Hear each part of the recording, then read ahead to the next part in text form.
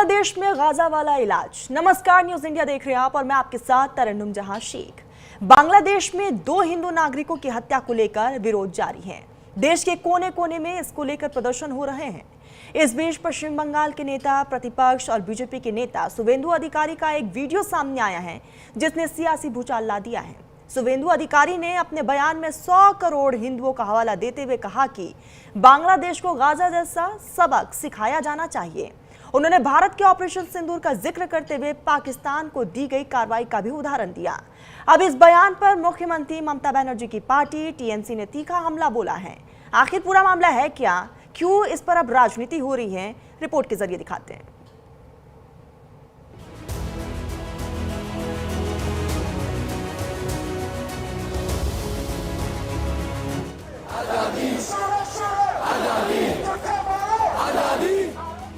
बांग्लादेश में अल्पसंख्यक हिंदुओं पर हो रहे हमलों ने एक बार फिर से चिंता बढ़ा दी है।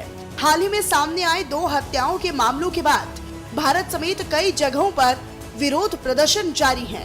मानवाधिकार संगठनों और सामाजिक समूहों ने बांग्लादेश सरकार से दोषियों के खिलाफ सख्त कार्रवाई की मांग की है। और इसी बीच बीजेपी नेता शुवेंदु अधिकारी का एक वीडियो सोशल मीडिया पर वायरल है। इस वायरल हो रहे वीडियो में उन्होंने कहा है कि दुनिया में 100 करोड़ हिंदू हैं और अगर जरूरत पड़ी तो बांग्लादेश को भी गाजा जैसा सबक सिखाया जाना चाहिए। उन्होंने भारत की ओर से किए गए ऑपरेशन सिंदूर का उदाहरण देते हुए सख्त कार्रवाई की बात कही। बांग्लादेश को गाजा जैसे सबक की जरूरत। बीजेपी नेता शुवेंदु अधिकारी का बयान, अत्याचार बंद करो नहीं तो 100 करोड़ हिंदू सबक सिखाएंगे। बांग्लादेश को सबक सिखाना चाहिए। सबक ऐसा मिले जो सदियों तक याद रहे। बांग्लादेश को ऑपरेशन सिंदूर में पाक जैसा सबक मिले। बांग्लादेश को गाजा जैसा सबक सिखाना चाहिए। भारत ने जैसा पाक को सिखाया, इजराइल ने गाजा को सिखाया। बांग्लादेश में हिंदुओं को निशाना बनाया जा रहा है। हिंदुओं पर जानबूझकर अत्याचार किए जा रहे हैं। सबक सिखाना चाहिए। जैसे इजराइल सिखाया गाजा में, उस तरीके से हमारी भारत की 100 करोड़ हिंदू, देश का हिंदू हित में चल रहा है सरकार, सबक सिखाना चाहिए। जैसे ऑपरेशन सिंदूर में पाकिस्तान को हम लोग सबक सिखाया। शुवेंदु अधिकारी के इस बयान पर तृणमूल कांग्रेस ने तीखी प्रतिक्रिया दी है। टीएमसी ने सोशल मीडिया प्लेटफॉर्म एक्स पर पोस्ट कर बीजेपी पर गंभीर आरोप लगाए। पार्टी का कहना है कि बीजेपी ने नफरत और कट्टरता को अपनी पहचान बना लिया है। टीएमसी ने अपने पोस्ट में लिखा है कि नफरत और कट्टरता बीजेपी की पहचान। शुवेंदु अधिकारी का बयान नफरत से भरा है। शुवेंदु अधिकारी ने फिर फांसीवादी सोच दिखाई। शुवेंदु बांग्लादेश को गाजा जैसा सबक सिखाने की बात कह रहे हैं। शुवेंदु का बयान मुसलमानों के नरसंहार की सोच। हिटलर बन रहे शुवेंदु के खिलाफ कोई एफआईआर नहीं। टीएमसी ने सवाल उठाया कि इतने गंभीर बयान के बावजूद शुवेंदु अधिकारी के खिलाफ ना कोई एफआईआर, ना कोई गिरफ्तारी और ना ही कोई यूएपीए जैसी गंभीर धाराएं लगाई गई। पार्टी ने उन्हें हिटलर बनने की कोशिश करने वाला नेता तक कह दिया। राजनीतिक विशेषज्ञों का मानना है कि ये बयान न सिर्फ बंगाल की सियासत को गरमाएगा, बल्कि भारत बांग्लादेश संबंधों पर और भी ज्यादा असर डाल सकता है, क्योंकि दोनों देशों के बीच रिश्ते पहले से ही ठीक नहीं चल रहे। जहां बीजेपी इसे हिंदुओं की सुरक्षा से जोड़ रही है, तो वहीं टीएमसी इसे नफरत फैलाने वाला बयान बता रही है। बांग्लादेश में हिंदुओं की हत्या का मामला अब अंतर्राष्ट्रीय चिंता के साथ साथ भारतीय राजनीति का भी एक बड़ा मुद्दा बन चुका है। सवाल यही है कि क्या इस तरह के बयानों से पीड़ितों को न्याय मिलेगा या फिर सियासी टकराव और तेज होगा। Bureau report, news India.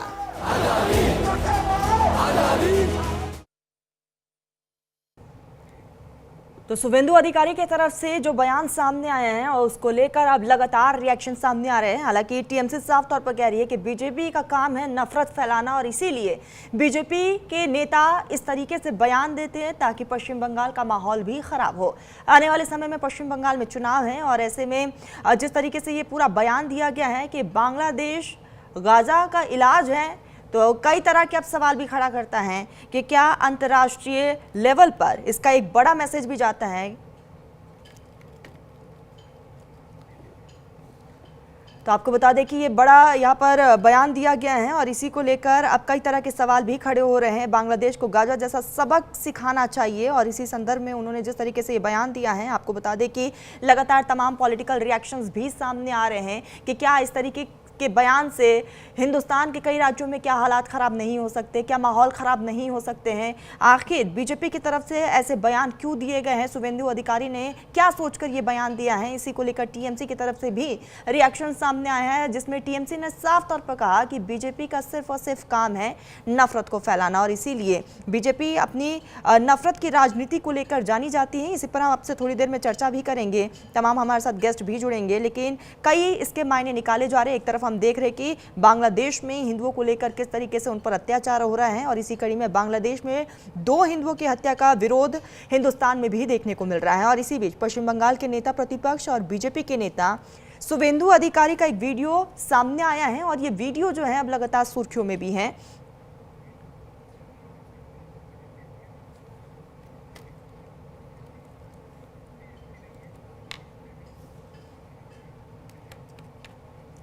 इसी बीच हमारे साथ खास मेहमान जुड़ चुके हैं, रत्नाकर सिंह बीजेपी के प्रवक्ता हमारे साथ जुड़ चुके हैं और साथ ही हमारे साथ एडवोकेट शोएब सिद्दीकी मुस्लिम स्कॉलर है। बहुत बहुत स्वागत है आपका, बहुत इस्तकबाल है। रत्नाकर साहब, मैं आपके पास ही आऊंगी। हम देख रहे हैं कि बांग्लादेश में क्या कुछ स्थिति है और ऐसे में शुभेंदु अधिकारी की तरफ से ये बयान देना कि बांग्लादेश को गाजा जैसा हाल कर देंगे, गाजा जैसा सबक सिखाएंगे, कैसे देखा जाए इस बयान को? आपको नहीं लगता कि इस तरह के बयान से हिंदुस्तान में भी कहीं ना कहीं भाईचारे पर भी असर पड़ेगा, हिंदुस्तान का माहौल भी खराब हो सकता है?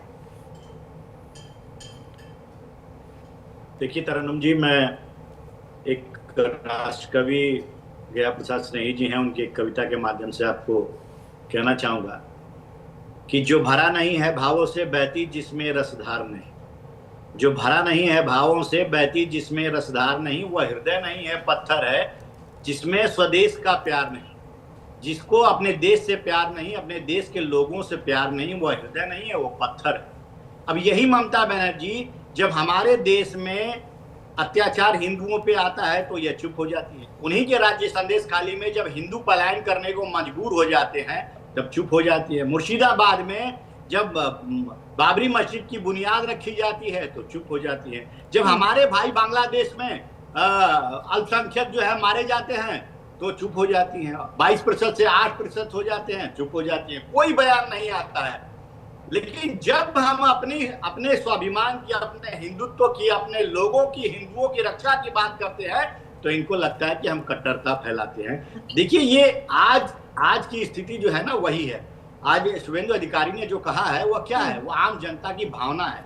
हर भारतीय जो है आज बिल्कुल इस बात से दुखी है कि जिस तरह से मानवता की हत्या बांग्लादेश में की जा रही है वह बिल्कुल नहीं होना चाहिए और ऐसे में सख्त जो है कार्रवाई भी करनी चाहिए बांग्लादेश की सरकार को, जो भारत देश ने मांग किया है। भारत देश ने वहां के विदेश मंत्रालय से मांग किया है और यहाँ पे राजदूत को भी तलब करके मांग किया है कि इस तरह से जो अत्याचार हो रहे हैं उन दोषियों को पकड़ा जाए और उन पे जांच बिठाई जाए और उनको कड़ी से कड़ी सजा भी दी जाए। ये हम मांग भी कर रहे हैं। क्या पश्चिम बंगाल की सरकार, क्या ममता बनर्जी ने इस तरह का कोई वक्तव्य दिया? क्या हमारे दीपू चंद्रा जो मारा गया वहां पे उसके रत्नाकर साहब, विरोध करिए, विरोध का इजहार करिए, उसके लिए कोई मनाही नहीं है। आप बिल्कुल नाराजगी का इजहार कर सकते हैं, आप टीएमसी से सवाल भी पूछ सकते हैं, लेकिन गाजा जैसे हाल कर देना आपको नहीं लगता है कि एक समुदाय को टारगेट करने का काम है इस तरह का बयान?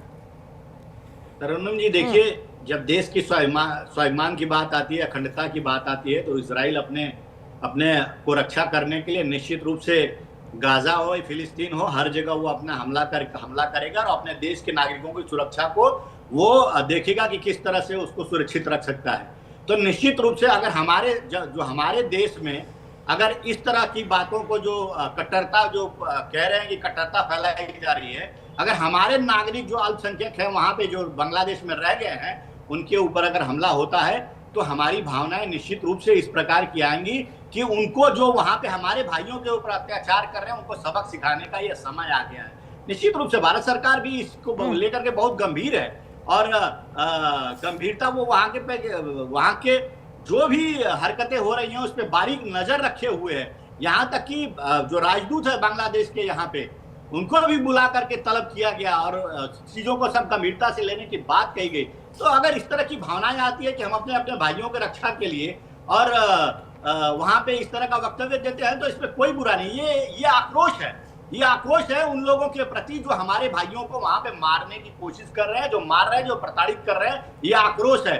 और मैं एक चीज बोलना चाहूंगा, ये बांग्लादेश, ये जो पश्चिम बंगाल की सरकार है, टीएमसी सरकार, ये आखिर में क्यों तुष्टीकरण की राजनीति करना चाहती है और क्यों वो चाहती है कि इस तरह के वक्तव्य न है। हम तो अपने समर्थन में कर रहे हैं, भाइयों के समर्थन में, लेकिन जब हमारे भाइयों को वहां पे, आपने देखा होगा तरन्नुम जी कि हमारे भाई जब हिंदू संगठन वहां पे उतर करके और बांग्लादेश के इस कृत्य का विरोध कर रहे थे तो यही पश्चिम बंगाल की सरकार उनके ऊपर लाठीचार्ज क्यों करती है? भाई क्या हमको अधिकार नहीं अपने देश में प्रदर्शन करने का और यह हक जताने का कि हमारे भाई जो दूसरे जगह पे अल्पसंख्यक हैं उनके हितों की रक्षा की जाए? तो जब पश्चिम बंगाल में ये प्रदर्शन होता है तो उनके ऊपर लाठीचार्ज की जाती है। तो इस तरह की परिस्थिति जो है पश्चिम बंगाल में है।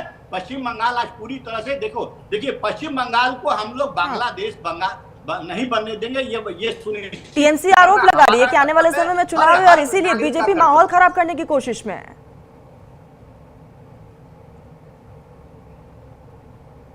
रत्नाकर साहब आपसे ही पूछ रही हूँ।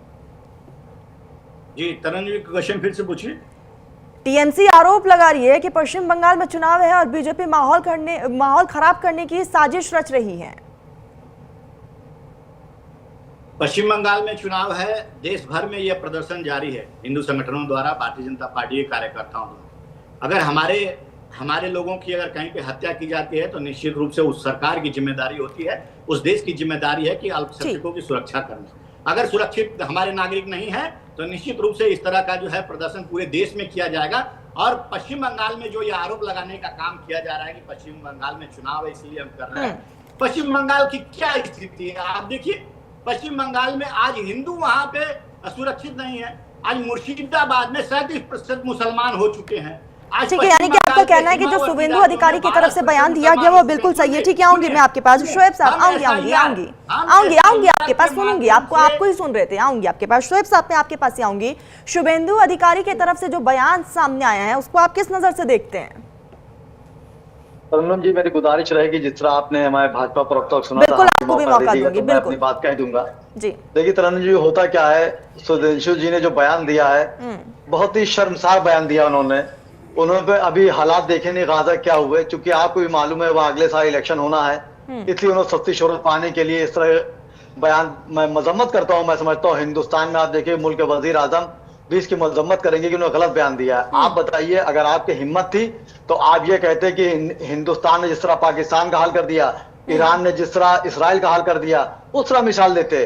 आपको गाजा मालूम है, फिलिस्तीन जब वहां पे गाजा मामला था तो अटल बिहारी वाजपेयी जो हमारे वजीर आजम मुल्क के थे, भारत ने, उन्होंने हमेशा फिलिस्तीन का साथ दिया, हमेशा सच बात बोली। लेकिन आपने उन मासूम बच्चों का मिसाल दी और हमेशा तरन्नुम जी जंग में एक चीज हमेशा ख्याल रखी, हर दुनिया के मुल्क में एक कानून होता है कि जंग में मासूम बच्चों और औरतों पर जुल्म नहीं किया जाता है। इसराइल ने गाजा में मासूम बच्चों को किस तरह मारा आपने खुद देखा होगा, तो जिन्हें सस्ती शोहरत पाने के लिए बयान किया है।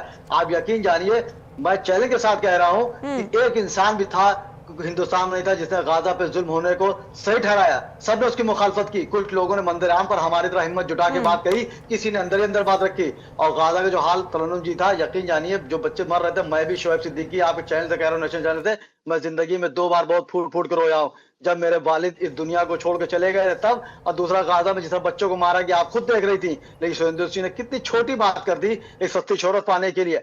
आपकी हिम्मत है तो आप नहीं, सुनिए अब देखिए, जवाबी सवाल करने नहीं आया। देखिए जवाबी सवाल करने नहीं आया। देखिए मैं जवाबी सवाल करने नहीं आया। बात सुनिए आप पहले, ना आप जवाबी सवाल सुनिए। देखिए तरन्नुम जी, देखिए तो सुनिए तरन्नुम जी इनकी आवाज।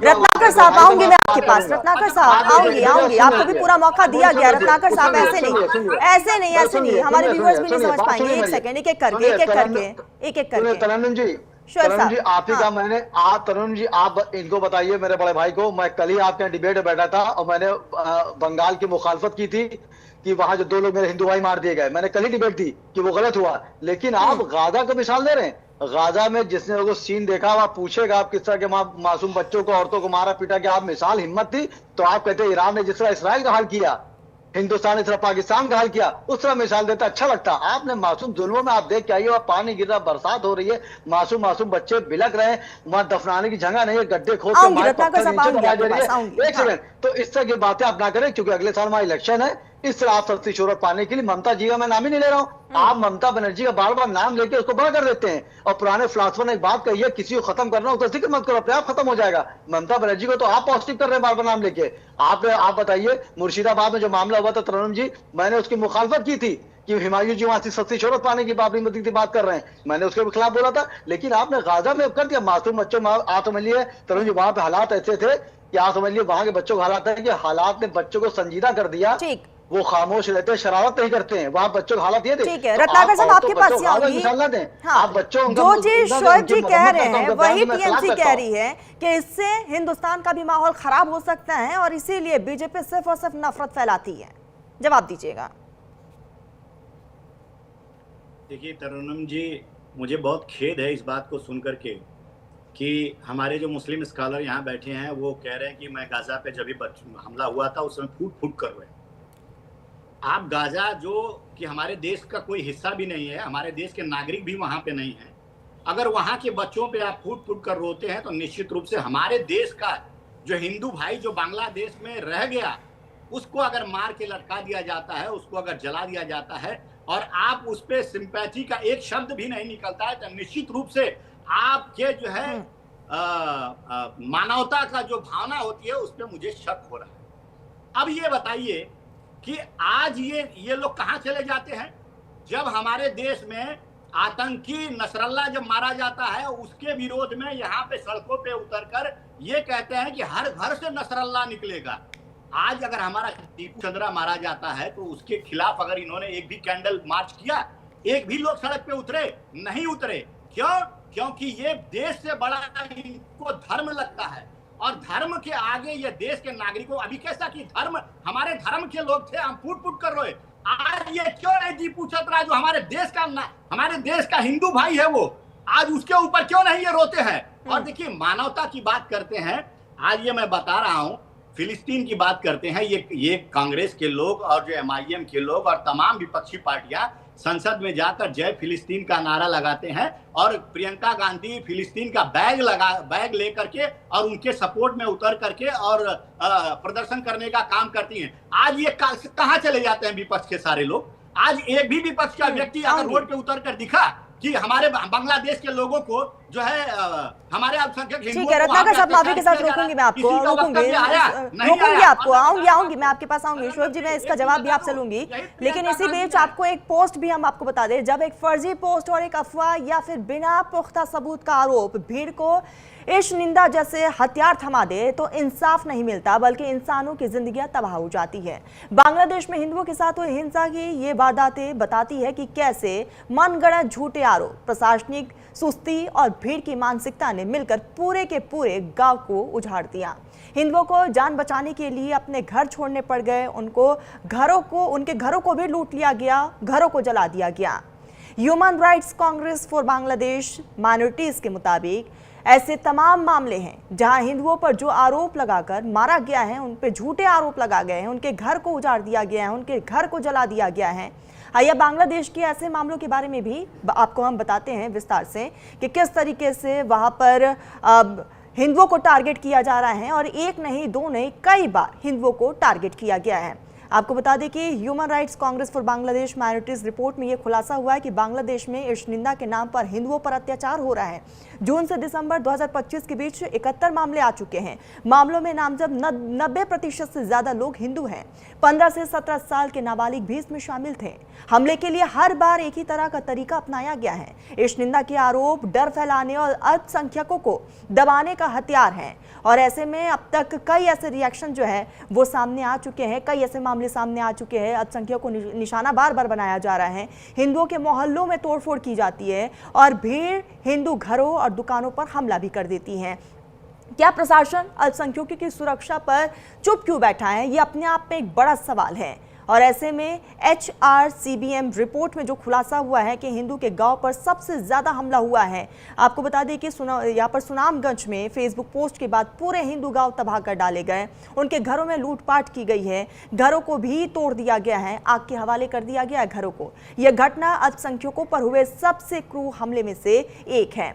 और ऐसे में लगातार हम इस पर बात भी कर रहे हैं कि आखिर बांग्लादेश में जो स्थिति बनी हुई है आखिर वो क्यों बनी हुई है, और लगातार हालात जो है वहां पर बिगड़ते जा रहे हैं। बार बार आखिर हिंदुओं को क्यों टारगेट किया जा रहा है, क्यों हिंदुओं के कॉलोनियों को तबाह कर दिया जा रहा है, उनके घर को भी आग के हवाले कर दिया जा रहा है, कई नाबालिगों को आग के हवाले किया गया है। और ऐसे में लगातार अत्याचार जो है हिंदुओं पर बढ़ती जा रही है। और ऐसे में जो रिपोर्ट सामने आया है उससे आप साफ तौर पर अंदाजा लगा सकते हैं कि इस वक्त हिंदू जो है बांग्लादेश में बिल्कुल भी सेफ नहीं है, और कहीं ना कहीं उसकी धमक जो है हिंदुस्तान में भी देखने को मिली। हिंदुस्तान के कई राज्यों में विरोध का इजहार भी किया जा रहा है, लोग सड़कों पर है, विरोध प्रदर्शन कर रहे हैं, हाथों में तख्तियां बैनर पोस्टर्स लेकर मोहम्मद यूनुस के खिलाफ नाराजगी का इजहार कर रहे हैं। और बड़ा सवाल यह भी है कि आखिर मोहम्मद यूनुस की तरफ से अब तक कोई ठोस कदम कट्टरपंथियों के खिलाफ क्यों नहीं उठाए गए, ये अपने आप में एक बड़ा सवाल है। और ऐसे में तमाम हमारे मेहमान जो है वो लगातार बने हुए हैं, लेकिन इसी बीच जो है TMC की तरफ से मोहम्मद एश्तशमुल हक भी हमारे साथ जुड़ चुके हैं।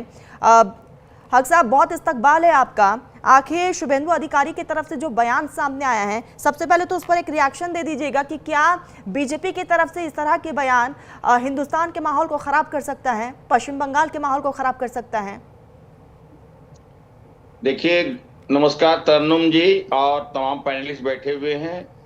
सबसे बड़ी बात है, मैं बांग्लादेश की जो घटना घट रही है पिछले कई दिनों से, जिनके एक आदमी जो हमारे हिंदू भाई थे उनका जो मॉब लिंचिंग हुआ है, उसकी मैं कड़ी निंदा मजम्मत करता हूं आपके चैनल के माध्यम से। ये एक आदमी का हमारे इस्लाम में आता है, किसी एक निर्दोष का खून करना पूरे इंसानियत के खून करने के बराबर होता है।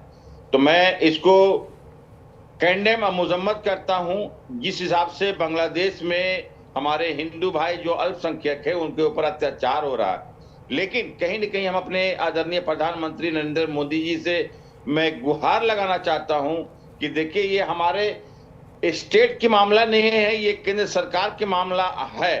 तो इसको तुरंत समझ लिए हस्तक्षेप हमारे प्रधानमंत्री को करना चाहिए। और बांग्लादेश जो हमारे टुकड़ों पर पलने वाले हैं उसको हमें कितना समय लगेगा, हम समझते हैं कि तुरंत समझ लिए भारत के प्रधानमंत्री आदरणीय नरेंद्र मोदी जी को हस्तक्षेप करना चाहिए।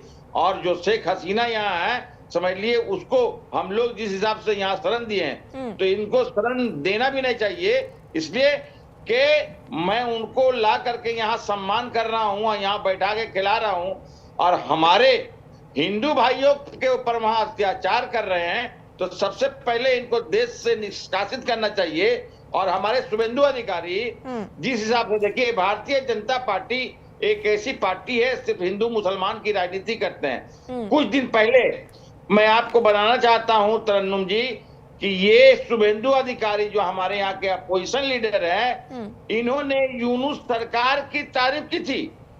अगर कहेंगे मैं क्लिप भेज दूंगा। तो ये भारतीय जनता पार्टी एक ऐसी पार्टी है, ये सिर्फ हिंदू मुसलमान, आप बताइए कि यूनुस सरकार की तारीफ कर रही थी, तो अभी कहां आप सवाल पूछते हैं हम आपके चैनल के माध्यम से। शुभेंदु अधिकारी जो 2 हफ्ता पहले तक कहा कि बंगाल की सरकार सही नहीं है, बट लेकिन बांग्लादेश की सरकार, यूनुस सरकार बहुत सही है। तो इनका कब किस टाइम क्या कहेंगे, इनसे पूछिए। और रत्नाकर साहब जवाब दीजिएगा। ये पूरा जवाब हमारे तरन्नुम जी, देखिए, अभी हमारे जो आऊंगी शोएब सवारी आपके पास में, वो पैनलिस्ट हैं जो सवाल पूछने का काम कर रहे हैं, जो हमारे ये कहाँ इनकी ये चुप क्यों हो जाते हैं जब हम उन्हीं बांग्लादेशियों को जो रोहिंग्या मुसलमान हैं, जो पश्चिम बंगाल में आकर के बैठे हैं, जब हम उनको निकालने की बात करते हैं, जब SIR प्रक्रिया करने की बात करते हैं, जब उनको चिन्हित करने की बात करते हैं, तो ये उनके बचाव में आकर खड़े हो जाते हैं। और ममता बनर्जी स्वयं कहती हैं, आपको कहीं जाने की जरूरत नहीं है, मैं आपके लिए यहाँ पे खड़ी हूँ। तो ये इनका चाल चेहरा चरित्र है। ये तुष्टीकरण की राजनीति में रोहिंग्या मुसलमानों को भी सबसे ज्यादा, अगर पश्चिम बंगाल में कहीं पे है अगर रोहिंग्या मुसलमान, तो पश्चिम बंगाल में रोहिंग्या मुसलमान है। उनको अगर भगाने का काम किया जा रहा है, चिन्हित करने का काम किया जा रहा है, तो ऑब्जेक्शन इनका हो रहा है। और शेख हसीना की बात करते हैं, हमारी संस्कृति, भारतीय संस्कृति कैसी है ये आपको नहीं जानते हैं। हमारी हिंदू संस्कृति कैसी है ये आप नहीं जानते हैं। हमारी संस्कृति ऐसी है कि कोई भी अगर हमारे शरण में आता है, चाहे वह शत्रु भी क्यों ना हो, हम उसके जान की हिफाजत जो है करना हमारा कर्तव्य और धर्म बन जाता है। लेकिन आप जो है, और ये भी हमारा कर्तव्य बन जाता है रत्नाकर साहब कि ऐसा कोई भी बयान ना दिया जाए जिससे मुल्क का भाईचारा जो है वो खराब हो। शोएब साहब, मैं आपके पास आऊंगी, वक्त की भी कमी है, फटाफट अपनी बात को कंप्लीट करिएगा।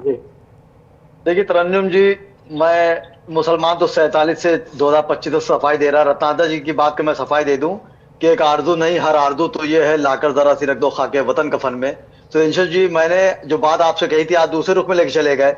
मैंने किसी मुल्क का नाम नहीं लिया, मैंने मासूम बच्चों की बात की जो गाजा पे जुल्म हो रहा था, मैंने उस पर बात की। मैंने किसी मुल्क का नाम नहीं लिया है।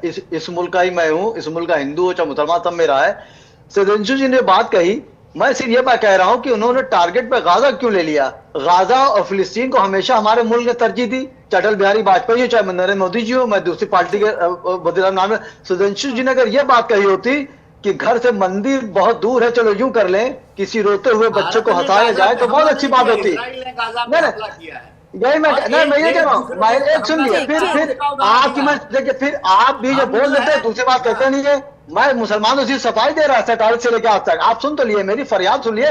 मैंने किसी मुल्क का नाम नहीं लिया, मैंने उन मासूम बच्चों और उन औरतों की बात की जिसके साथ मैं जुल्म किया। ठीक है शोएब साहब, इस चर्चा का कोई अंत नहीं है, इस चर्चा का कोई अंत नहीं है, वक्त की भी बेहद कमी है। रत्नाकर साहब, शोएब साहब और हक साहब, आप तीनों ने अपना बिल्कुल, हक साहब फटाफट 2 सेकंड में अपनी बात को कंप्लीट करिएगा। हक साहब, आऊंगी मैं आपके पास, कुछ सेकंड है। हक साहब, गलत है, आपने गलत देती मिसाल। चलिए, वक्त की बेहद कमी है, वक्त की बेहद कमी है। रत्नाकर साहब, शोएब साहब और हक साहब, आप तीनों ने अपना बहुत कीमती वक्त दिया न्यूज इंडिया को। बहुत बहुत शुक्रिया आप तीनों का। फिलहाल बुलेटिन में बस इतना ही। आप देखते रहिए न्यूज इंडिया।